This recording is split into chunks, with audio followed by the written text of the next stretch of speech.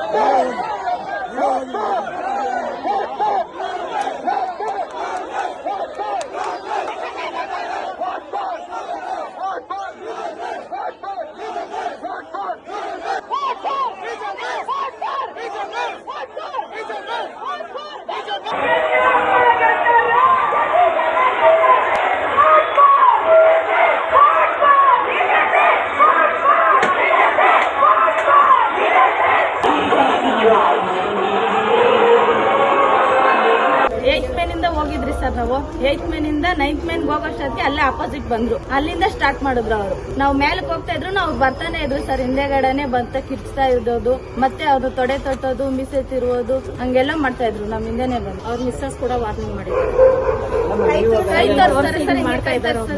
Hospital admit ಆಗಿದ್ದಾರೆ ನಮ್ಮ BJP ಕಾರ್ಯಕರ್ತರು. ಪಾಪ ಅವ್ರಿಗೆ ವಯಸ್ಸಾಗಿದೆ, ಶುಗರ್ BP ಇದೆ ಅವರಿಗೆ. ನಮ್ಮ ಹತ್ರ ಪ್ರೂಫ್ ಇದೆ ಸರ್. ಬಂದಿದ್ದು ಉಮಾಪತಿನ ಎತ್ಕೊಂಡು ಅವ್ರು ಬಂದಿದ್ದು ಅವ್ರ ಕಡೆ ಎತ್ಕೊಂಡ್ ಬಂದು ನಮ್ ಹೆಂಗಸನ್ನೆಲ್ಲ ಬೀಳ್ಸಿರೋದು. ನಮ್ಮ ಹತ್ರ ಪ್ರೂಫ್ ಇದೆ ಸರ್, ನಾವು ಪ್ರೂವ್ ಮಾಡ್ತೀವಿ.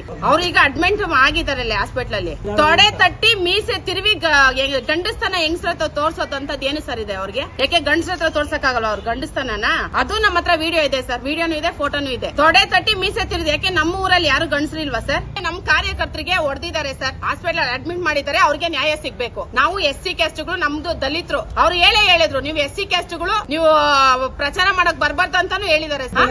ಎಲ್ಲೂ ಕಂಪ್ಲೇಂಟ್ ಕೊಟ್ಟಿಲ್ಲ ಸರ್. ಬೆಳಗ್ಗೆ ನಡೆದಿದೆ ಇನ್ಸಿಡೆಂಟ್, ಅವ್ರನ್ನ ಅಡ್ಮಿಟ್ ಮಾಡಿ ಬಂದು ಇಲ್ಲೇ ಕುತ್ಕೊಂಡಿದೀವಿ ನಾವು ಸರ್. SC ಕ್ಯಾಸ್ಟ್ ಅವ್ರಿಗೆ ಹೋಗ್ಬಿಟ್ಟು ಓಟ್ ಕೇಳ್ಬಾರ್ದು ಅಂತ ಏನು ಇಲ್ಲ, ನಾವು ಏನು ಮಾಡಿಲ್ಲ. ನಮ್ ಪಾಡಿಗೆ ನಾವು ಹೋಗಿ ಪ್ರಚಾರ ಮಾಡ್ತಾ ಇದ್ರಿ, ಬಿಜೆಪಿಗೆ ಓಟ್ ಹಾಕಿ ಅಂತ ನಾವ್ ಹೇಳ್ತಾ ಇದ್ರಿ. ಜಸ್ಟ್ ಅವರು ಬರ್ಬೋದು, ನಾವು ಹೋಗ್ಬೋದು. ಅದ್ ಬಿಟ್ಬಿಟ್ಟು ರೋಡಿಸಮ್ ಮಾಡಕ್ ಬಂದ್ರೆ ಏನ್ ಸರ್ ಬರ್ಬೇಕು? ನಮ್ ಕ್ಯಾಸ್ಟ್ ಅಂದ್ರೆ ಅಷ್ಟು ಕೀಲ, SC ಕ್ಯಾಸ್ಟ್ ಅಂದ್ರೆ ಏನು ಕೀಲಿಲ್ಲ ಸರ್. ನಾವು ಯಾವ್ದಕ್ಕೂ ಹೋಗಲ್ಲ, ಅವರೇ ಬರ್ತಾ ಇದಾರೆ ನಮ್ಮ ಮೇಲೆ ಸರ್. 8 ಮೇ ನಿಂದ ಸ್ಟಾರ್ಟ್ ಆಗಿದ್ದು ಸರ್. ಇದು ವೆಂಕಟೇಶ್ವರ ಸ್ವಾಮಿ ದೇವಸ್ಥಾನ ಗಂಟ ನಾವು ಸೈಲೆಂಟ್ ಆಗಿ ಹೋಗ್ತಾ ಇದೀರಿ, ಅವರೇ ಬೇಕು ಅಂತ ಬರ್ತಾರೆ, ಬೇಕಂತ ಜಗಳ ಮಾಡ್ತವ್ರೆ. ಲೇಡೀಸ್ ನ ದೂಕ್ತವ್ರೆ, ಲೇಡೀಸ್ ಜೆಂಟ್ಸ್ ಬಂದು ಲೇಡೀಸ್ ದೂಕ್ತವ್ರೆ. ನಮ್ ಜೆಂಟ್ಸ್ ಯಾರು ಏನು ಮಾಡಿಲ್ಲ ಸರ್, ಅವರೇ ಬರ್ತಾ ಇರೋದು. ಕೈ ನೋಡ್ಸೋದು, ಕತ್ಕುಯ್ಯ ತರ ನೋಡ್ಸೋದು, ಇದೆಲ್ಲ ಏನ್ ತಿಕ್ಬೇಕು ಸರ್? ಪ್ರಚಾರ ಮಾಡ್ತವ್ರ ಮಾಡ್ಲಿ, ಬೇಡ ಅಂತ ನಾವ್ ಹೇಳಿಲ್ಲ. ರೋಡಿಸಮ್ ಮಾಡಕ್ ಬಂದಿದಾರ, ತೊಡೆ ತಟ್ಟಿ ಮೀಸೆ ತಿರ್ಸ್ಬಿಟ್ಟು ಬಾಬಾ ಅಂದ್ರೆ ಏನ್ ಹತ್ರ ಕರಿತವ್ರೆ ನಮ್ನ.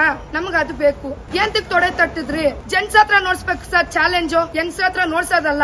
ಲೇಡೀಸ್ ಹತ್ರ ನೋಡ್ಸಿದ್ರೆ ಲೇಡೀಸ್ ನೋಡ್ಸ್ಬಿಡ್ತಾರೆ ಚಾಲೆಂಜ್ ನ. 13ನೇ ತಾರೀಕು ಇದೇ ಮೀಡಿಯಾದವರು ಬನ್ನಿ ಸರ್. 13ನೇ ತಾರೀಕು ಎಂ ಸತೀಶ್ ಗೆಲ್ಲೋದು, ನಮ್ಮಣ್ಣನೇ ಗೆಲ್ಲೋದು.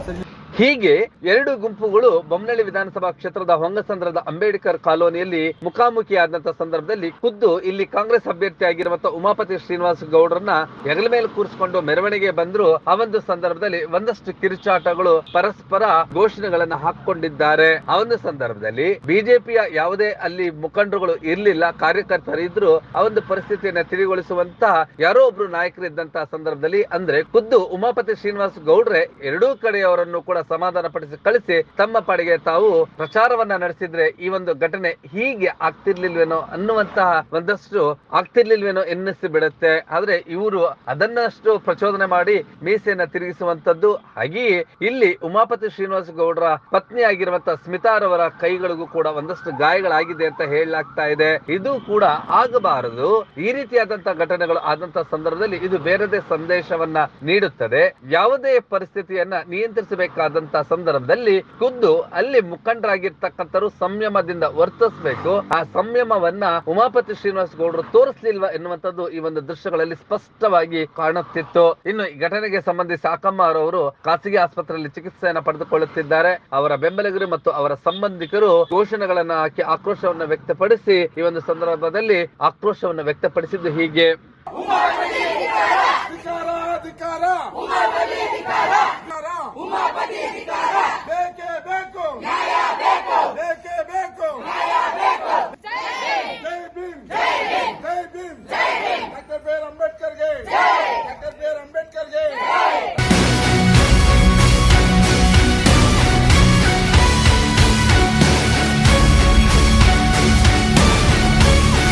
ಒಟ್ಟಿನಲ್ಲಿ ಅದೇನೇ ಇರಲಿ, ಈ ರೀತಿಯಾದಂತಹ ಘಟನೆಗಳು ಮರುಕಳಿಸದಂತೆ ಯಾರು ಮುಖಂಡರುಗಳು ಸ್ಥಳದಲ್ಲಿರ್ತಾರೋ ಅವರು ಜವಾಬ್ದಾರಿಯನ್ನ ತೆಗೆದುಕೊಳ್ಳಲಿ.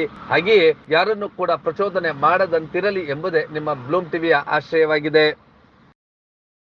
ಏನಿವತ್ತು ದಿನ ಹೊಂಗಸಂದ್ರ ಗ್ರಾಮದಲ್ಲಿ ನಮ್ಮ ಅಭ್ಯರ್ಥಿಯವರ ಧರ್ಮಪತ್ನಿ ಶ್ರೀಮತಿ ಸ್ಮಿತಾ ಉಮಾಪತಿ ಅವರು ಪ್ರಚಾರಕ್ಕೆ ಹೇಳಿರೋ ಟೈಮಲ್ಲಿ ಬೇಕಂತ ಬಿಜೆಪಿ ಕಾರ್ಯಕರ್ತರು ಅವ್ರನ್ನ ಅಡ್ಡಪಡಿಸೋದು, ಪ್ರಚಾರಕ್ಕೆ ತೊಂದರೆ ಕೊಡೋದು. ಆನಂತರ ಇವ್ರ ಉದ್ದೇಶ ಒಂದೇ, ಏನಾದ್ರೂ ಮಾಡಿ ಗಲಾಟೆ ಮಾಡಬೇಕು, ಬೊಮ್ಮನಹಳ್ಳಿಯಲ್ಲಿ ಶಾಂತಿಯುತವಾದ ಚುನಾವಣೆ ಮಾಡಬಾರ್ದು ಅನ್ನೋದೇ ಇವ್ರ ಉದ್ದೇಶ ಆಗಿದೆ. ಇದು ಇವತ್ತೊಂದೇ ದಿವಸ ಆಗಿದ್ರೆ ಈ ಮಟ್ಟಕ್ಕೆ ಇದು ಹೋಗ್ತಾ ಇದ್ದಿಲ್ಲ. 2 ದಿವಸದಿಂದ ಹೊಂಗಸಂದ್ರಲ್ಲಿ ಪ್ರಚಾರ ಮಾಡ್ತಾರೆ. ಆ 2 ದಿವಸದಿಂದ ಇದೇ ರೀತಿ ತೊಂದರೆ ಕೊಡ್ತಾರೆ. ಆದ್ರೆ ಇವತ್ತು ಒಂದು ಹೆಣ್ಮಗಳು ಅಂತ ನೋಡಿದಿರಾ ಅವ್ರನ್ನ ಅಡ್ಡ ಹಾಕಿ ಕೈಗಳನ್ನ ಎಳೆಯೋದಾಗಿರ್ಬೋದು, ಆಮೇಲೆ ನಮ್ಮ ಕಾರ್ಯಕರ್ತರು ಶರ್ಟ್ ಆಡ್ದಿರೋದಾಗಿರ್ಬೋದು, ಇದೆಲ್ಲ ನೋಡಿದಾಗ ಏನ್ ಅನ್ಸುತ್ತೆ ಅಂದ್ರೆ ಇವರಿಗೆ ಬೊಮ್ಮನಹಳ್ಳಿಲಿ ಯಾವುದೇ ಕಾರಣಕ್ಕೂ ಶಾಂತಿಯುತವಾಗಿ ಪಾರದರ್ಶಕವಾಗಿ ಚುನಾವಣೆ ಮಾಡಬಾರ್ದು ಅನ್ನೋದೇ ಅವ್ರ ಉದ್ದೇಶ ಆಗಿದೆ. ಆದ್ರಿಂದ ನಾನು ಮಾನ್ಯ ಚುನಾವಣಾಧಿಕಾರಿಯಲ್ಲಿ ಮತ್ತೆ ಪೊಲೀಸ್ ಇಲಾಖೆ ಸಂಬಂಧಪಟ್ಟ ಅಧಿಕಾರಿಗಳಿಗೆ ಕೇಳ್ಕೊಂತೀನಿ, ದಯಮಾಡಿ ನಿಮ್ ಕೈಯಲ್ಲಿ ಸೂಕ್ತವಾದ ಬಂದೋಬಸ್ತ್ ಕೊಡಕಾದ್ರೆ ಕೊಡಿ, ಇಲ್ಲಾಂದ್ರೆ ಹೇಳ್ಬಿಡಿ. ಬೊಮ್ಮನಹಳ್ಳಿಯಲ್ಲಿ ಕಾಂಗ್ರೆಸ್ ಪಕ್ಷದ ಕಾರ್ಯಕರ್ತರಿಗೆ, ಮುಖಂಡರುಗಳಿಗೆ ನಿಮ್ ಕೈಯಲ್ಲಿ ಬಂದೋಬಸ್ತ್ ಕೊಡಕ್ಕಾಗುತ್ತಿಲ್ಲ ಅಂತ ಹೇಳ್ಬಿಟ್ಟು ಒಂದು ರೈಟಿಂಗ್ ಅಲ್ಲಿ ಕೊಟ್ಬಿಟ್ರೆ ನಾವು ಸಂಬಂಧಪಟ್ಟ ಚುನಾವಣಾ ಅಧಿಕಾರಿಗಳಿಗೆ ಮತ್ತೆ ಏನು ಪೊಲೀಸ್ ಆಯುಕ್ತ ಇದ್ದಾರೆ ಅವ್ರ ಹತ್ರನೇ ಹೋಗಿ ನಾವು ನ್ಯಾಯ ಕೇಳ್ತೀರಿ. ಇದು ಒಂದಲ್ಲ ಎರಡಲ್ಲ, ಇದು ನಮ್ದು 4ನೇ ಬಾರಿ ನಾವು ಈ ತರ ತೊಂದರೆ ಅನುಭವಿಸಿರೋದು. ಯಾರು ನಮ್ಗೆ ರಕ್ಷಣೆ ಕೊಟ್ಟಿದ್ದಾರೆ. ಇದೇ ರೀತಿ ಆದ್ರೆ ಬೊಮ್ಮನಹಳ್ಳಿಯಲ್ಲಿ ಬೇರೆ ಪಕ್ಷದವ್ರು ಯಾರು ಚುನಾವಣೆ ಪ್ರಚಾರಣೆ ಮಾಡಬಾರ್ದ. ದಯಮಾಡಿ ಸಂಬಂಧಪಟ್ಟ ಅಧಿಕಾರಿಗಳು ಇದಕ್ಕೆ ನ್ಯಾಯ ಕೊಡಿಸಬೇಕು, ಅವ್ರ ಮೇಲೆ ಸೂಕ್ತವಾದ ಕಾನೂನು ಕ್ರಮ ಕೈಗೊಳ್ಳಬೇಕಾಗುತ್ತೆ ಅಂತ ಪಕ್ಷದ ವಕ್ತಾರನಾಗಿ ನಾನು ಆಗ್ರಹಿಸ್ತಾ ಇದ್ದೀನಿ. ನೀವು ಈ ಕೂಡ ನಮ್ಮ ಚಾನಲ್ಗೆ ಸಬ್ಸ್ಕ್ರೈಬ್ ಆಗಿಲ್ಲ ಅಂದರೆ ಸಬ್ಸ್ಕ್ರೈಬ್ ಬಟನನ್ನು ಕ್ಲಿಕ್ ಮಾಡಿ, ಪಕ್ಕದಲ್ಲಿರೋ ಬೆಲ್ ಐಕನನ್ನು ಕ್ಲಿಕ್ ಮಾಡಿ. ನಾವು ಅಪ್ಲೋಡ್ ಮಾಡುವಂತಹ ವಿಡಿಯೋಸ್ ನಿಮಗೆ ನೋಟಿಫಿಕೇಶನ್ ಬರುತ್ತೆ.